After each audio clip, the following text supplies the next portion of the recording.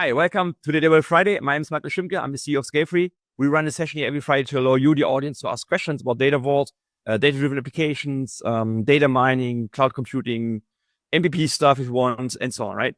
All the questions are allowed. You can raise your question also live via the chat here in the client. Just type them in and I'll see them. You can use the Q&A function in the Office client here. You can raise your hand and also use a form, which I'll show you today after today's session, essentially. If there will be no questions at all, I'll talk about the cluster, and but I haven't done lately, so I haven't worked on it lately, so don't do that. So I need questions, essentially. So if you have any questions, just shoot them, right, at the form after today's session. Okay, so any live questions here from the audience? My question is, how would you model in Data Vault address data? Address data?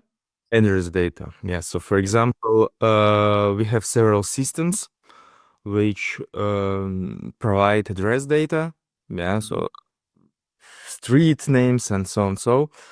And these addresses, they relate, well, sometimes to different maybe business objects, yes. Yeah. But sometimes not.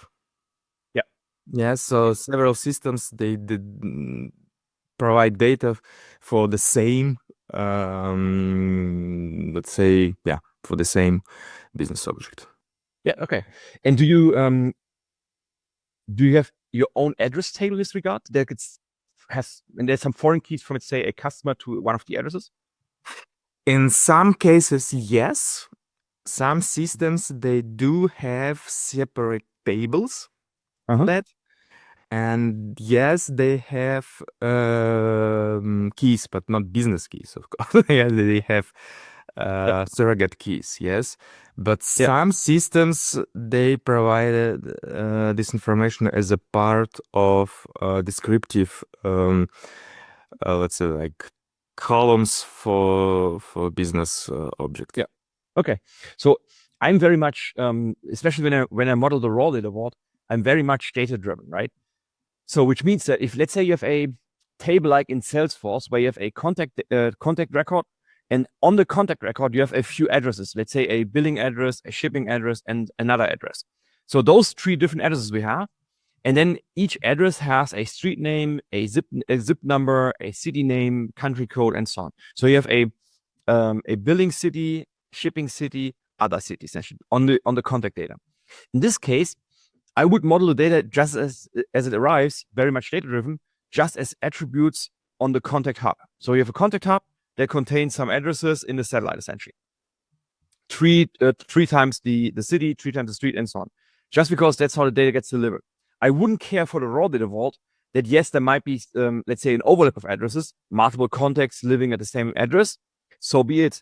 The source system delivers us the data in a redundant fashion, so I just keep it like that. If you, on the other hand, have, and that's number one. So if the data gets delivered like this, I would just keep it like this. And then if you receive a address table from the source, what we see in SAP, for example, and other systems as well, you have two choices. Well, the worst you can do is if you decide to capture the addresses from the address table and add them to a satellite on the contact hub, for example, assuming that way you can spread all the addresses from the source to one of these business objects that are where they're related to, like customers, contacts, parties, and so on. In Salesforce, for example, we have accounts, leads, and contacts, for example. That's a false assumption because, first of all, you could also deal with the overlap. What if on the same address there's both a contact and a lead live-in, right? So we can deal with that. But what about those addresses which are in a contact in the address table, but not related to any of your leads, contacts, or accounts anymore? Maybe because the account who used to live at this address relocated, and that's why the address is not used anymore, but it's still in the address table. This address you can't put into one of your target satellites.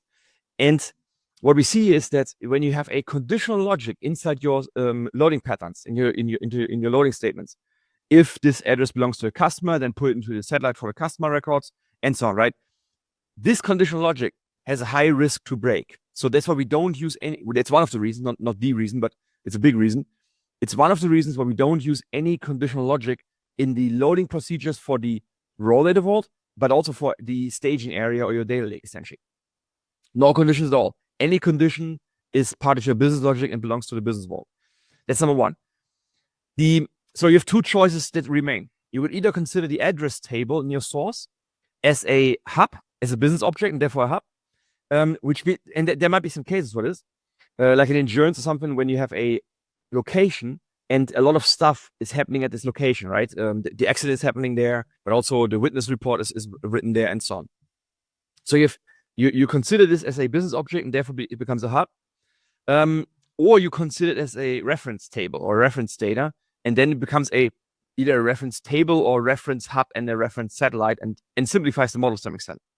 Now, the business key issue, let's say not all your addresses have a clear business key, but at least a surrogate key.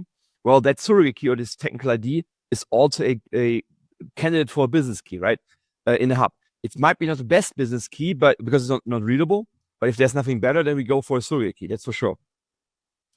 It's just an integration question because you have to later integrate the data. That requires a bit more effort, same as links potentially, but that's it. So we go for it.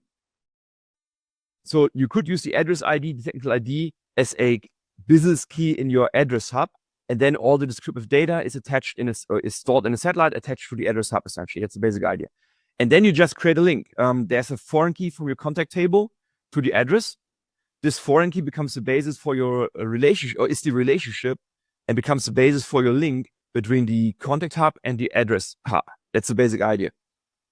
Remember, relationships can change when they relocate. They get a new address assigned, right? Which means you need to have an FAQ satellite or starter satellite where you keep track of deletions. When there's an update on your foreign key, just a pure update on the foreign keyed column, whatever, on the address relationship essentially for the contact, then you have to essentially soft delete the relationship between the contact and the old address and insert a new relationship to the new address. That's the basic idea. So that's a pattern essentially, and we're going to discuss this next time because this was my pattern or my topic for today. We're going to discuss how we use FAQ satellites or status tracking satellites during query time.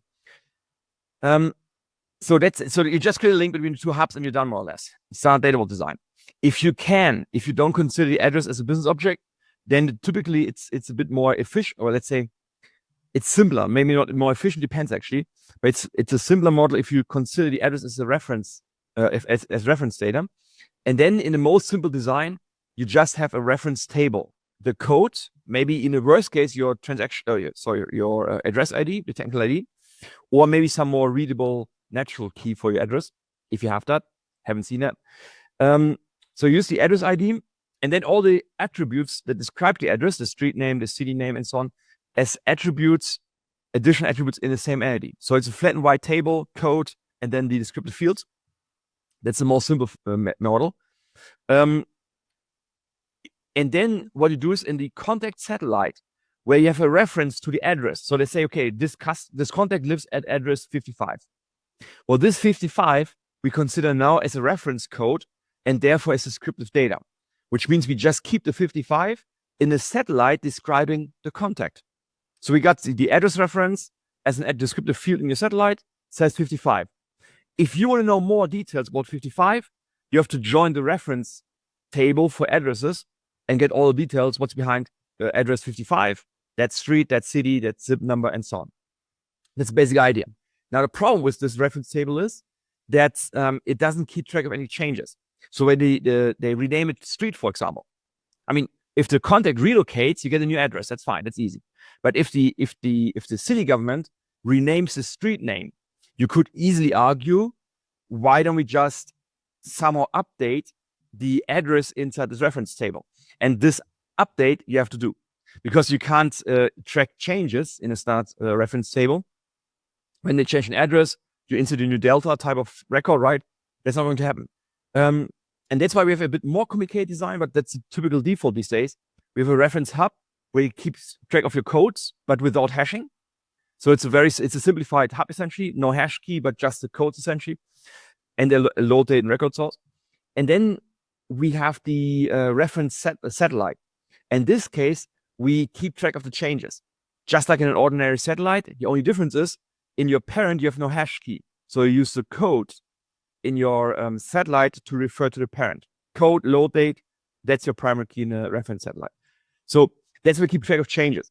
But in both cases, in a reference table or in a bit more complicated, but typically used today, reference hub and reference satellite combination, the code, the 55, identifies your address. And you keep that code, you consider this code as a descriptive element, and you just keep it in the satellite describing your contact. That's the basic idea. So there's no link between the contact hub and the reference hub for addresses. The relationship is established by this descriptive attribute inside the satellite, essentially. That's the basic idea. And that's how that's also the options, essentially. I see. Well, the situation a bit more complicated. One of the systems provides data like separate table for addresses, and these addresses, they can relate to different business objects. And there is other table which shows many-to-many relation, yes, in which just few columns, yes, which show like, okay, what kind of business objects have what kind of relations to these addresses, because some addresses table has also kind of column like type of address, like a post address or other kind of address, and it's a many-to-many. One business object can have many addresses. One address can relate to many business objects. Yes, and if here's question then, if we don't generate, but it's actually fine. Link. We need link in this case, and how should we generate hash codes?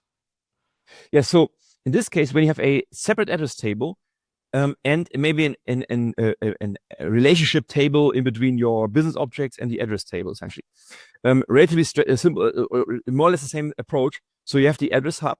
You use a business key, if you have one, for the address as the business key in the hub.